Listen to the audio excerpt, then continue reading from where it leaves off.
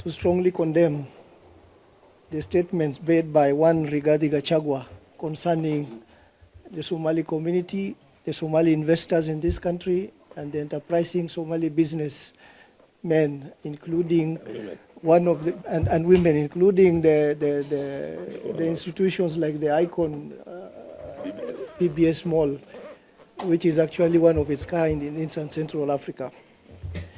I would say we have a word for such kind of a man in Somali. You know, we call such people Kakhle. You know, Kakhle is somebody who's loudmouth and who engages his mouth without engaging his brain. And they are very noisy, very loud mouths, but they don't have any substance in what they say.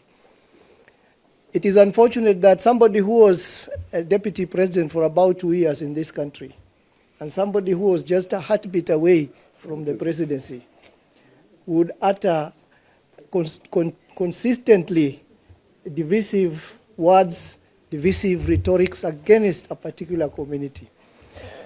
For starters, let me say, Somali community is not an appendage in this country.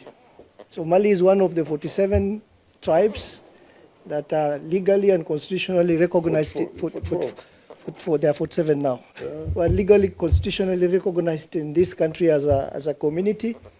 And Somalis demand no lesser right than other Kenyans, and we are also not demanding for more rights than other Kenyans. We just want to be treated like other Kenyans. We are voters, we are serving in civil service, we are taxpayers, we are contributing to the GDP. Actually, Somalis contribute to 10%. The Somali businesses and Somali, enterprises contribute 10% to the GDP. And if you consider this in relation to the livestock sector, where the Somalis also play a very big role, which contributes 12% to the GDP, the actual contribution of Somalis to the economy of this country is almost a quarter. And that is for a fact. And actually, if you talk of remittances, the other day the president told us actually the remittances from outside this country are becoming one of the major foreign income earners. And Somalis contribute almost 70% of those remittances. Forget about the diaspora European countries. Kenyans who are working in Somalia alone are contributing 70 million remittances to this country per day.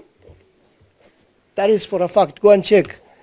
70 million Kenya shillings per day is what the Somalis who are living and working in Somalia, Kenyans who are living and working in Somalia, are contributing to the economy of this country. Isli, which is the main business hub run by Somalis, is actually contributing 30% of the total income of taxes that Nairobi collects. 30% of taxes that Nairobi collects comes from Isli.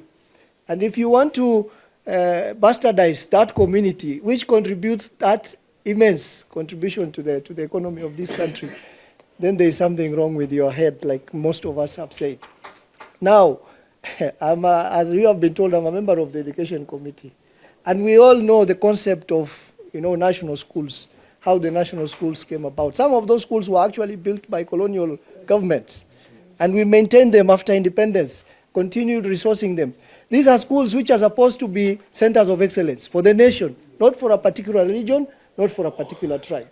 They are schools which are supposed to be financed with better laboratories, better classrooms, better equipment, so that it accommodates students from across the country to those schools. It's one of those institutions which actually advance the notion of national unity. When we talk about national unity in the country, the reason why students from all over the country are supposed to be accommodated in national schools is because of the fact that we are a nation, because of integration and national unity.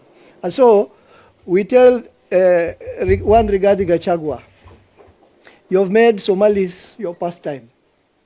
I know somebody said the other day in one of the meetings that he's being targeted because of saying Ruto one term. Actually, Somalis are being targeted for saying the opposite. We are being targeted for saying Ruto 2 term. And we will not shy away from saying 2 term. And we will not back away from saying 2 term. And we will re-elect Ruto overwhelmingly in 2027, just to, wapende wasipende, to prove our point. And for those people who thought Somalis have very little votes, wacha tukutane 2027. Asante.